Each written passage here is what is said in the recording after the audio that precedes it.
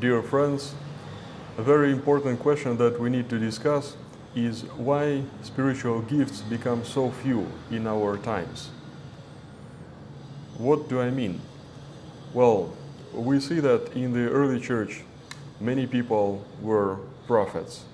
Many people were willing to become martyrs. People were praying all night long, every day. They were eager to go to other countries to bring faith, and they were not afraid of anything. And many were selling all their properties for the sake of God and donated to the poor people. And for them, this motivation to serve Christ was so great. And many of them received spiritual gifts that they were able to speak directly to God and receive His messages. And many other gifts were given to the early Christians. So after 100 years, we read already in the end of 2nd century, we read Christians, they write that now there is already weakness of faith.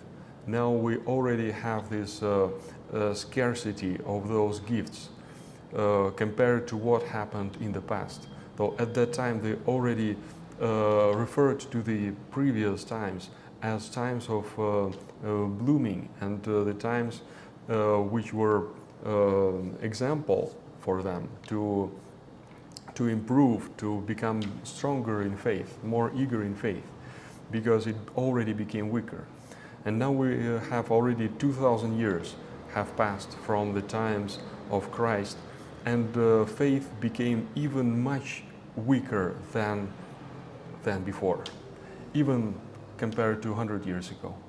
This secularization is so strong, and we see that now for most Christians, to be pious means to go to church on Sunday. You see, and what does it mean? It means that to dedicate 2 hours of your time to go and spend in the prayer. But later the whole week is spent on all other things, and people forget about God and get completely immersed into these worldly matters and have all kinds of priorities and all kinds of things. And this is why we have people always commit same sins, and you know, it's becoming very difficult to gain any spiritual gift. So this is what is now considered very pious people, okay? And we're asking how come the gifts are so few, and in the church we have less and less elders, maybe almost no elders now.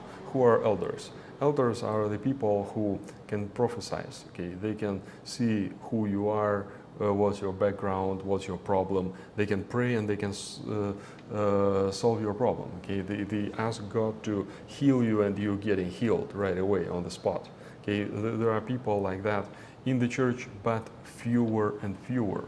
Maybe not anymore, okay? But we had some in recent past.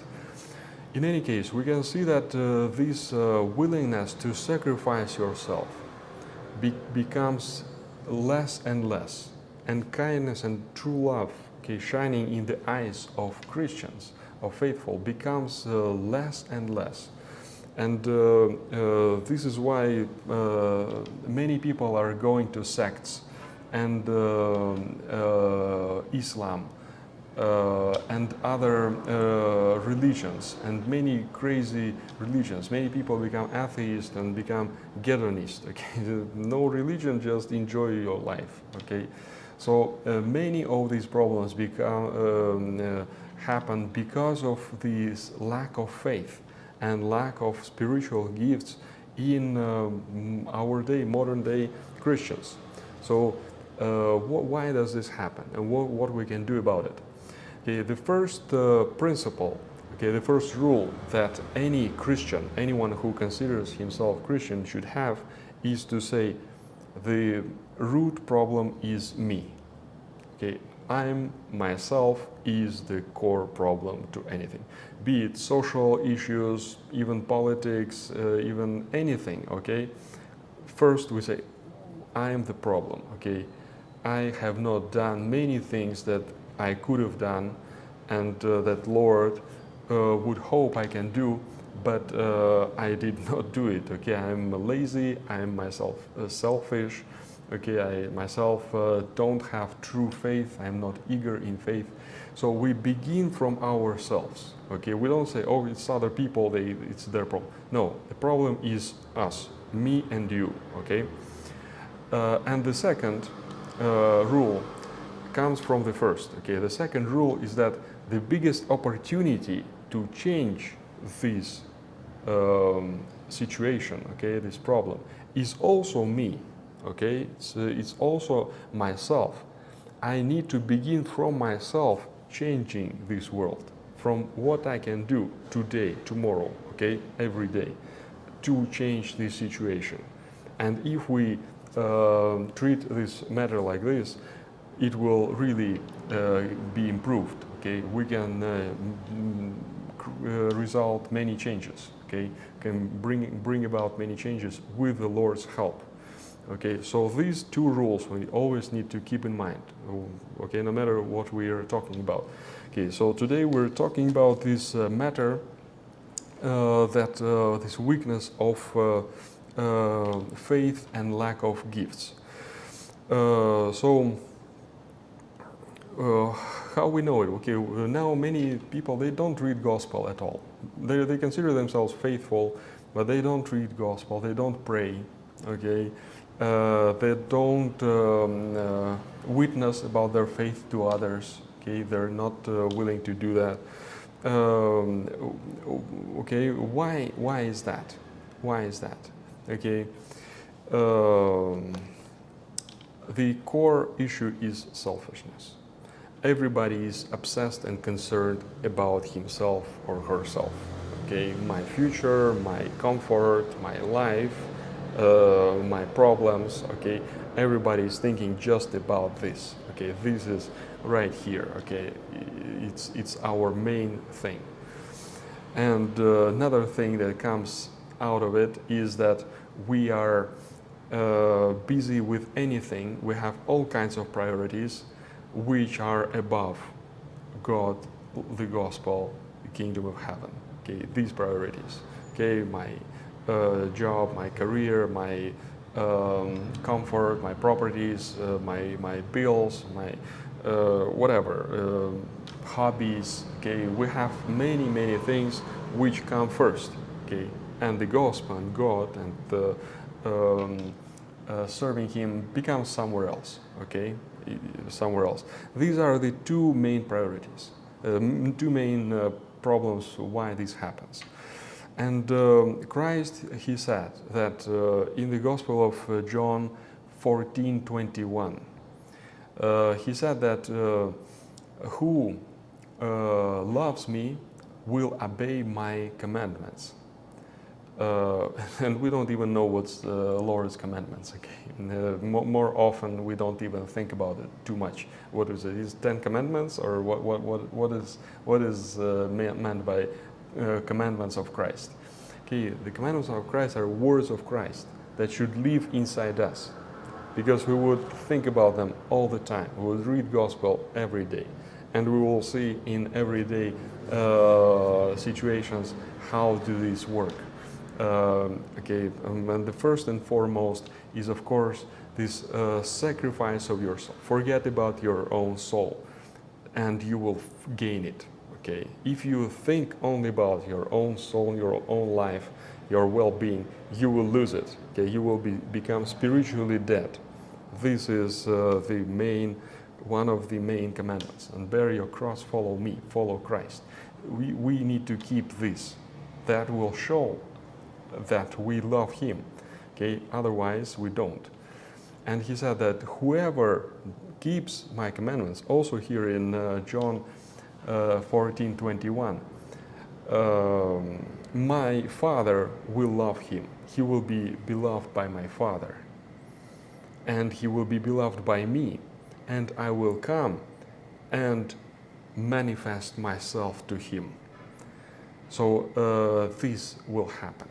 What means the Lord will manifest himself to us? That means that we will know how he is. Okay, we'll be united with him.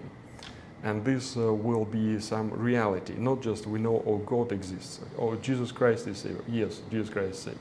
No, we will know him personally, directly.